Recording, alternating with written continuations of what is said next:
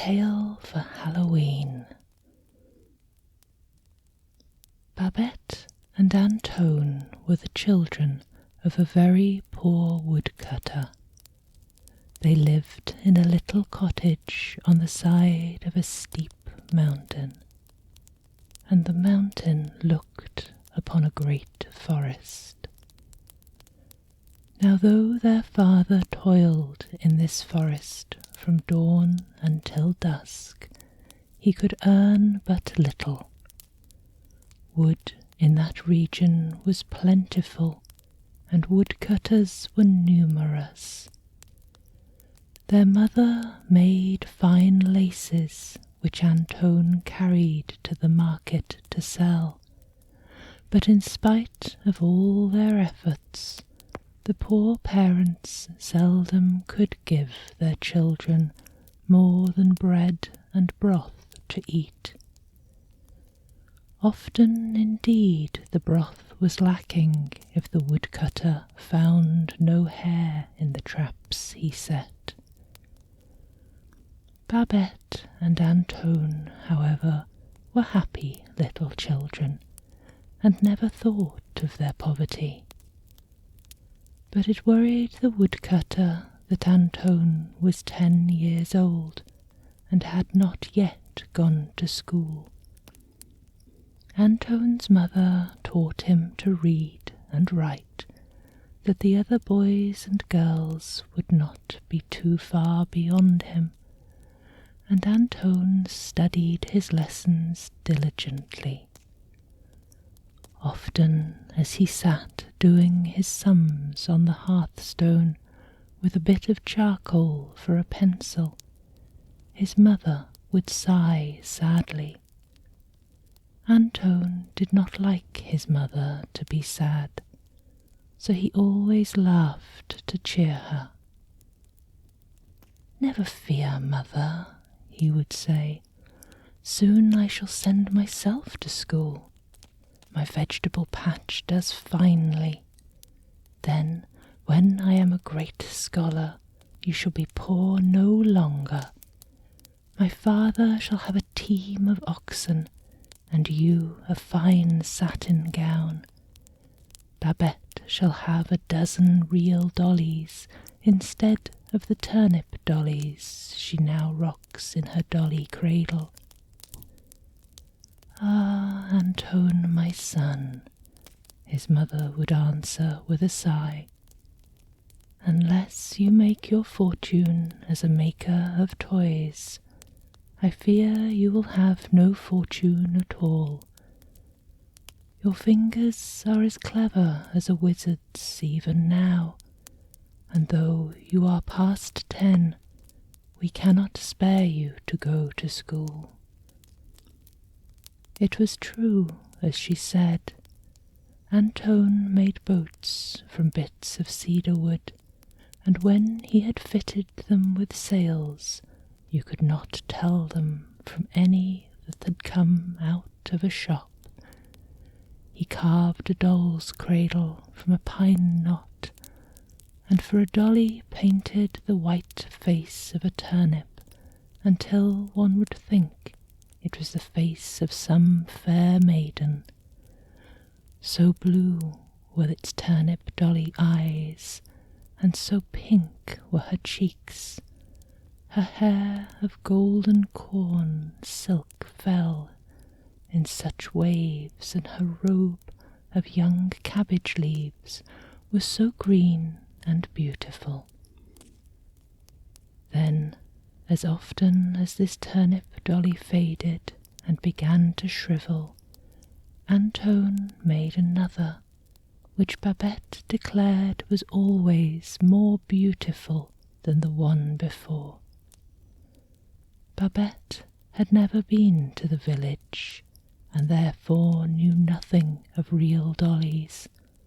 She loved her turnip babies tenderly indeed. She always carried them in her arm when she went with Antone to meet their father, and sang them little songs as she rocked them to sleep. Now it happened one night in the season of Halloween that Antone sat carving jack-o'-lanterns to sell in the village. Babette, who was rocking her dolly to sleep, sat watching her. Being but 6, she knew nothing about the fun which comes with Halloween, so she listened round-eyed with wonder to Antone, who knew all things about jack-o'-lanterns. When she heard that boys and girls dressed like goblins and witches and frolicked in the village streets, Babette made up her mind to frolic too. "How fine it must be!" she cried, clapping her hands. "Halloween must be quite like Christmas." "Not quite as fine as Christmas, Babette," answered Antone, as he carved the teeth in the last jack-o'-lantern. "But Halloween is very fine, nevertheless. It is comical to see the jack-o'-lanterns bobbing up and down, with their faces grinning in the candlelight. And on Halloween the boys and girls play pranks on their elders that they would be well switched for another time. But everyone laughs and is gay on that night." Antone finished the jack-o'-lantern and piled it with a dozen more in his little cart. He would sell them all in the village when he took his vegetables to market the next day. No one else could carve such splendid pumpkin faces as Antone. "Then let us go and play pranks in the village too, Antone," cried Babette. "Mother will make us goblin dresses, and there is still one great pumpkin in your garden for a jack-o'-lantern. Oh, what a frolic we shall have!" "Babette!" exclaimed Antone in astonishment. "Where did you get such a notion? The frolic in the village is not for us. Mother has no time to make us goblin dresses, and if she did, she has no goods. Besides, how should we find our way home through the forest?" "You know the way through the forest, Antone," insisted Babette. "And if Mother cannot make us goblin dresses, we can go without. It will be dark, and our jack-o'-lantern will be as fine as any. Do come," she begged. "I have never been to a Halloween frolic." "Now, Babette, I tell you we cannot go to the village tomorrow night," answered Antone.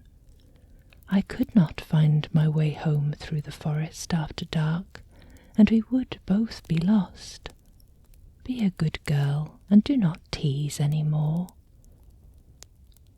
Antone spoke sternly, and Babette burst into tears.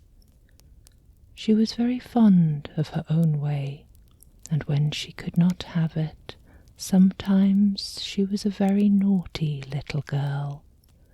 She sobbed and wept so piteously that Antone found it hard to refuse her. However, he dared not go to the village at night, as he feared to lose his way in the forest. So Antone trotted Babette on his knee and whispered that he would buy her chocolate, but she only wept harder. "Now, Babette," cried Antone at last, when Babette showed no sign of stopping, "I cannot take you to the village, but if you are a good girl and stop crying at once, I will make a little Halloween frolic just for you and me. Now promise you will not cry any more." Babette dried her eyes and promised. She wished for a Halloween frolic, but whether she frolicked at home or in the village mattered not at all. "Will we wear goblin dresses or ghost dresses, Antone?" she asked. Antone puzzled for a moment before he answered. "Oh, ghost dresses, I think," said he. The next day Babette was very good. She helped Antone gather his vegetables for market, and when he returned sat beside him quietly while he carved the last pumpkin from his garden. When the jack-o'-lantern was finished, Antone lighted the candle just for 1 second, so that she might see it grinning in the light. Babette clapped her hands, but he held up a warning finger. The Halloween frolic was to be a secret. After supper, the children went to bed as usual, but instead of undressing, they pulled their white night dresses over their heavy coats. "They will do for ghost dresses," whispered Antone when all was still, and they crept out softly. In the moonlight, the jack-o'-lantern was grinning broadly to greet them. "The pumpkin is smiling at us," laughed Babette. She was very happy, for her frolic was about to begin. Antone struck a match to light the candle, but there was no candle in the jack-o'-lantern. "I put the candle in, I know I did," he said, surprised. He searched in the dark, and Babette stopped her laughing. Antone looked about, and there beneath the bench lay the remainder of his precious candle. It was chewed to bits, and the wick was in shreds. "Oh, Babette," cried he, "a wicked rat has stolen our candle, and I paid a whole penny for it too." "Oh, the bad rats!" cried Babette, bursting into tears. She stamped her foot and sent the jack-o'-lantern rolling off the bench. It struck the earth with a bump and dented its nose a trifle. "Now, Babette, what a baby you are! See what you have done!" cried Antone. He stooped to pick up the pumpkin, but the pumpkin was too quick for him. "Oh, no, you don't," laughed Pumpkin in a thick, throaty sort of voice. "Babette smashed my nose a little, but it's no matter on a Halloween night. Goodbye, boys and girls," he called airily and rolled swiftly down the hill. "You come back here, you're my pumpkin," cried Antone, and started after the runaway. Babette followed, weeping and crying aloud. "Oh, my Halloween frolic! Oh, my Halloween frolic!" she mourned. "Now we have no jack-o'-lantern and no candle either." "But just you wait until he rolls into the vegetable garden," shouted Antone as he chased the swiftly rolling pumpkin. "He'll have to stop at the hedge." He took his little sister's hand that she might run faster. Pumpkin rolled along just in front of them, but always just out of their reach. When he reached the hedge, he gave a great leap and landed directly in the vegetable patch. "Come on, you turnips! Come on, you carrots!" called Pumpkin as he rolled along. At his words, the carrots and turnips tore themselves from their beds and followed after him, shouting. "Come on, come on!" called Pumpkin, and parsnips and beets followed the carrots and turnips. "Look at Antone following us!" yelled Pumpkin, and all his vegetable followers turned and laughed in derision. "Ordinary nights you may be, Master Antone," cried they, "but not on Halloween. This is our night." "Well, you wait until I catch you, and then see how hard you'll laugh," called Antone angrily. To see his vegetable patch laid waste made him furious. "But you'll wait till you catch us before you punish us, won't you, Antone?" they answered mockingly. "Oh, it's Halloween, it's Halloween," sang Pumpkin, turning head springs as he rolled along, and the rest of the vegetables did cartwheels as they went careering after him. They looked like a dozen market stalls upset on the hillside, and poor Antone nearly wept when he thought of his loss. He followed them with determination. Antone was not a lad to give up easily. "Follow me," sang Pumpkin, as he led the way to a tiny door that opened beneath the forest. Turnips and carrots squeezed through, and Antone, fearing to be left behind, caught up Babette and ran faster. Just as he reached the little door, a rough potato tried to slam it in his face. But Antone was too quick for him. He ran through and climbed down the hole into the underground forest.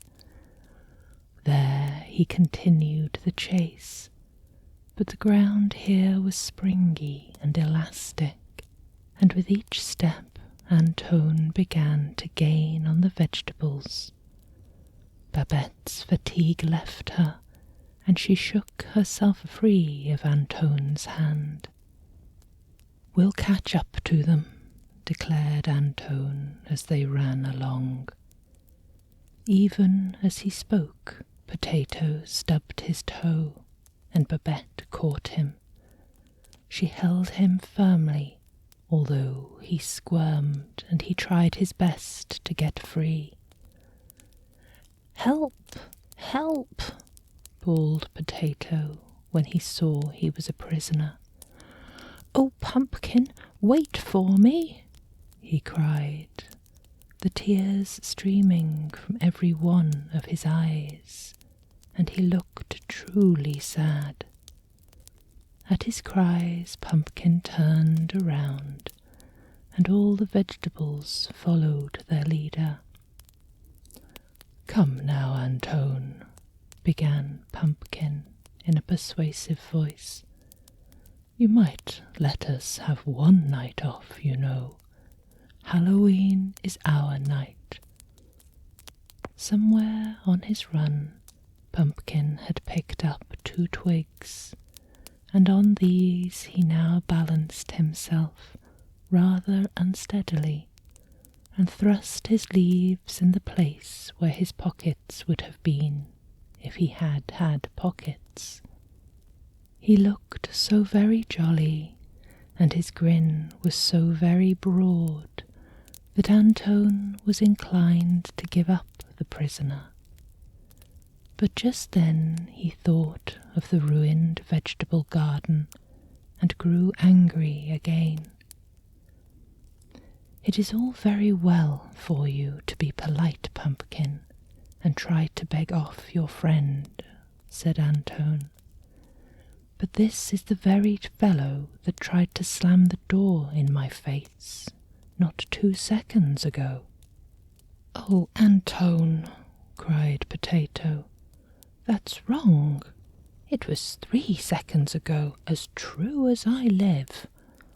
I looked at my watch just as I was looking to pinch your nose in the underground door, and it's quite 3 seconds ago.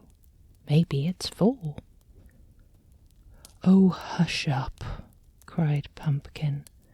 "That's no way to talk when you're trying to beg off." "Let him off for my sake, Antone," he continued with a most winning voice. "You'd get everlastingly tired of being in bed yourself. You know you would. See if you wouldn't take the first chance to kick up your heels if you could get it." "But, Pumpkin," replied Antone, "think of my vegetable garden. It's ruined. I was saving all my vegetable money to go to school, and now I cannot go for ever and ever so long. Besides, how could I know you got tired of being in a bed? You never spoke to me before." "Well, I speak to you now," replied Pumpkin. "And as for your vegetable patch, we'll make all that up to you. Won't we, boys?" "We will, we will," cried the vegetables in chorus. And the potato in Babette's little fist yelled the loudest of all. "There now, you see, we mean no harm," declared Pumpkin. "So let Potato go. Then you can both join us in our Halloween frolic." At the magic words Halloween frolic, Babette put Potato down at once. She was bound to have her fun, and, after all, the vegetables seemed to be a jolly lot. So peace was made, and the children followed the bobbing turnips and onions. Then shouts were heard, and Pumpkin ordered a halt. Presently they were joined by a dozen or more cabbages. "You're nice ones," panted the cabbages. "There we were, sat in the storeroom, waiting for you to call us, and the first thing we know, we saw you pelting off down the hill like mad things." "My gracious," said a very stout cabbage who was terribly out of breath, "I'll have to take off my outer leaves before I go another step. I feel as though I were boiled." Antone recognized the cabbages at once. "You are Father Minette's cabbages, are you not?" he inquired politely as they marched along. "Why, if it isn't little Antone, the woodcutter's son," exclaimed the very stout cabbage. "Yes, we come from Minette's farm. Mother Minette saved us for pickle, but we fooled her and slipped out of the storeroom when she was not looking. Oh, we cabbages are not so green as we look." The cabbages all laughed, and Antone was surprised to find that he laughed too. And as they went marching on, Pumpkin sang and danced in the lead, and onions and carrots echoed his hearty songs.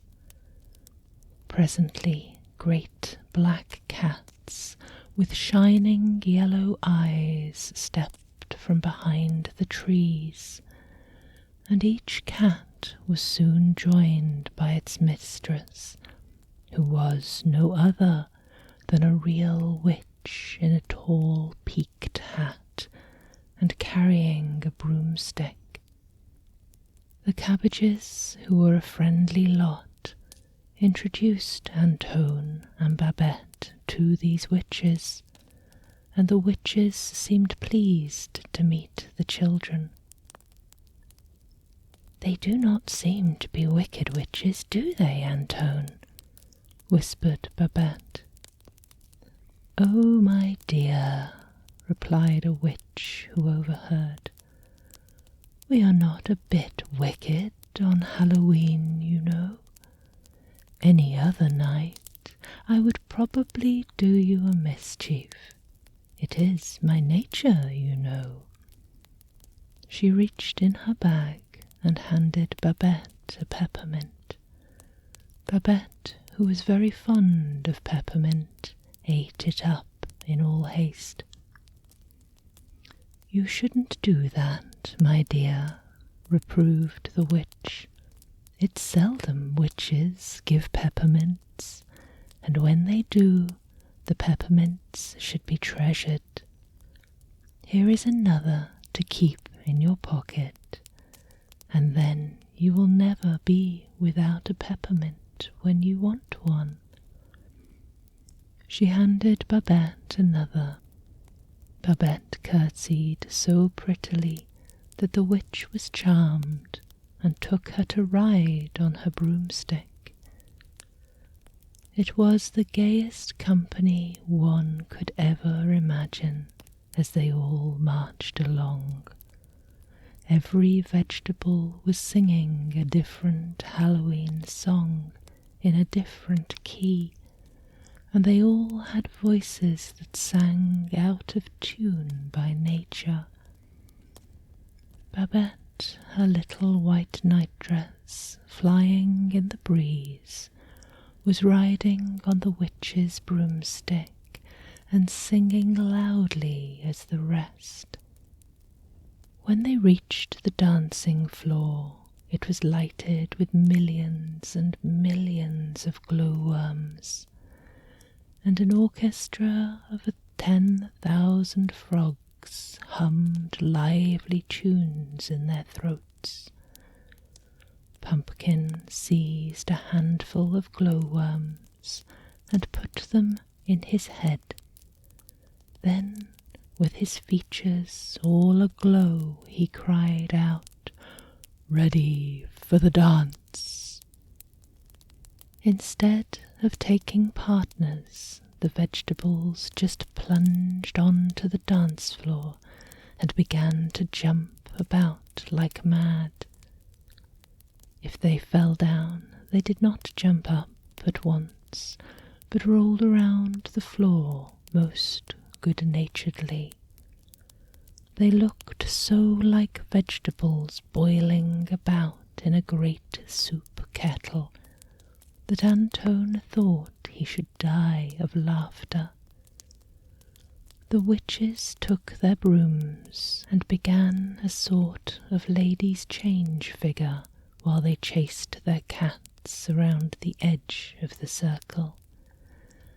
Babette danced hardest of all. She knew no more of dancing than any carrot or parsnip, but she capered wildly, singing at the top of her voice. "Come and dance too, Antone," cried Babette as she went jumping past her brother. But he shook his head and laughed. "I am too big for such nonsense," said he. "I am 10, you know." "What nonsense!" cried a witch who was chasing her cat close by. 10 is exactly the right age to have fun." She raised her broom playfully, and before he knew it, she swept Antone into the middle of the dance. Pumpkin, his grinning features all aglow, went flying past and made Antone feel proud. Pumpkin was certainly the handsomest vegetable of the lot.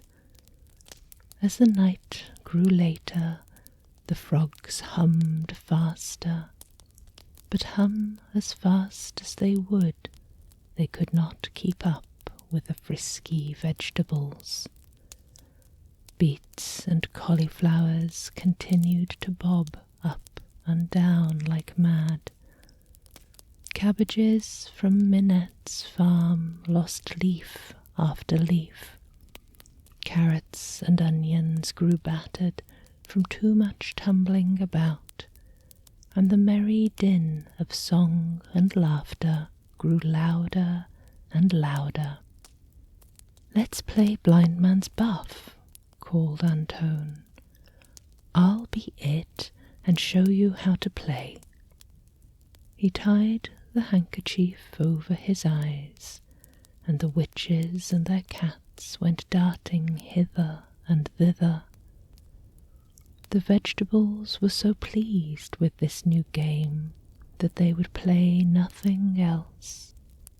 They might have been playing it yet, had not a cock crowed suddenly. "Good gracious me," cried a witch, "the glowworms are all gone out. It's nearly morning. All who are going back to the vegetable patch had best be on their way." "Not I," cried Pumpkin. "I've done with vegetable patches evermore." "Not we," claimed the cabbages. "We're going to turn savage and be wild cabbages for the rest of our days. We shan't go back to Mother Minette's pickle jars." Straight away every vegetable began to raise its voice and declare they would not go back to Antone's patch. "Oh, hush, all of you," cried the witch. "Stay in the woods for the rest of your life if you like. It is nothing to me. But what of Antone and Babette? Who is to take them home?" "Well, ma'am," replied Pumpkin in a low bow, "we thought that you might be good enough to give them a ride home on your broomstick." "But Pumpkin," cried Antone in dismay, "you promised to make it up to me if I let Potato go, and I think you should all return with me. I shall not have any vegetables if you all remain in the woods." "Never worry about that, Antone," replied Pumpkin with a lordly air. "Here is a purse for each of you, and if you take good care never to lose them, you will have plenty of gold forever. Isn't that true, boys?" "True as we're not going back to the farm," cried the cabbages. "You had best hurry and plant yourself before it grows daylight, Pumpkin," they warned, and began to dig holes in the earth. Before Antone and Babette had mounted the witch's broomstick, all the carrots and turnips and even Pumpkin were all tucked up in their sandy beds. They called a faint goodbye as the children sailed off with the witches. "Oh, what a beautiful Halloween frolic!" sighed Babette, as she leaned her head on Antone's shoulder and fell fast asleep. The broomstick flew with the swiftness of an eagle, and the witch warned Antone to hold Babette with a firm grasp. One by one the stars went out as they spread across the sky. The black cat steered and seemed to know the exact way to the woodcutter's cottage. for just as the dawn was breaking, the broomstick glided down to Babette's window. The witch shook hands with Antone, and the black cat politely jumped off to help Antone with his little sister. Before the good creature could mount again, the broomstick was off like whirlwind and left it behind. "This broomstick is so wild I cannot stop it," called the witch from the clouds. "Keep good care of my cat until next Halloween." Antone put Babette in her little crib and made the black cat a comfortable bed in the kitchen. Then he lay down to sleep and dream of the Halloween frolic until he was wakened by his mother. "Come, Antone," she cried, "I have good news for you. Only look from the window and see the great black cat without a single white hair that sits washing his face in the sun. Such a cat coming to us on Halloween will surely bring us good luck. But come, my child, get up, for the sun is high, and it is time for you to dig your vegetables for market." "My vegetables have gone wild in the forest," muttered Antone. "But it is no matter, for here is a bag of gold which they gave me. The cat is the black cat of the witch who brought us home on her broomstick. So let me sleep, mother, for I am weary with dancing at the Halloween frolic." He closed his eyes and slept again, while his mother examined the leather bag. "Antone, my son," she screamed, "here is gold yellow as a pumpkin. Where have you been to gather such wealth?" She shook him and gave him no peace till he waked fully and told the story. Even then his mother did not believe it, but threw up her hands and wept that her son should thus rave with fever.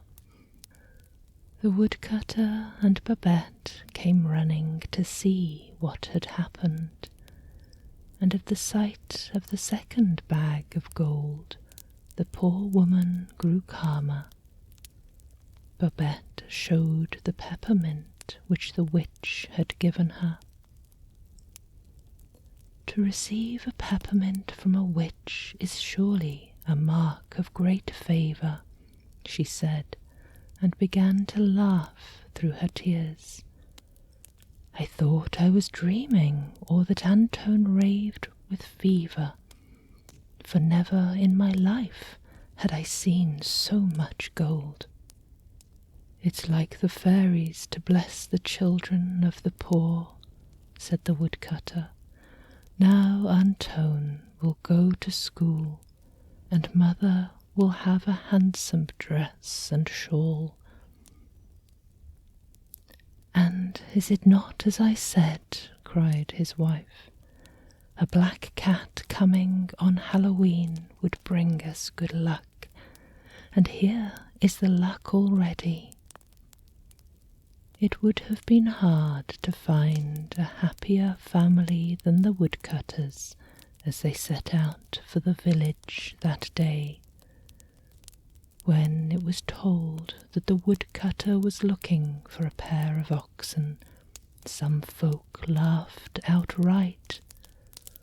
The woodcutter was too poor to feed a pair of canaries, they declared. But when it became known that the woodcutter's wife had bought a new dress and a gold ring, they began to wonder who had died and left the woodcutter a fortune. Antone told the tale of their wealth to those who questioned him, and straightway the village children ran to throw their jack-o'-lanterns from the roofs and high places, but their pumpkins broke or stayed on the ground below where they had fallen. It was no longer Halloween, remember. At noon, when the woodcutter and his family sat down to dinner in the village inn, the landlord threatened to charge a penny from all who stood gazing through the windows. Some folk scoffed openly and declared it was a tale to tell children and dullards. But there were 2 leather bags filled with gold. The greatest marvel of all was that no matter how much the woodcutter or his wife spent from these, the bags always remained brimful of gold. Antone chose a pair of steel skates in the village shop, and bought an armful of books for which he had longed. Babette, however, with her usual perverse ways, would have none of the dollies in the village toy shop. They were ugly, she declared, and their cheeks were not pink and beautiful, as were the turnip dollies Antone made for her. And ever after that, the woodcutter and his wife were no longer poor folk.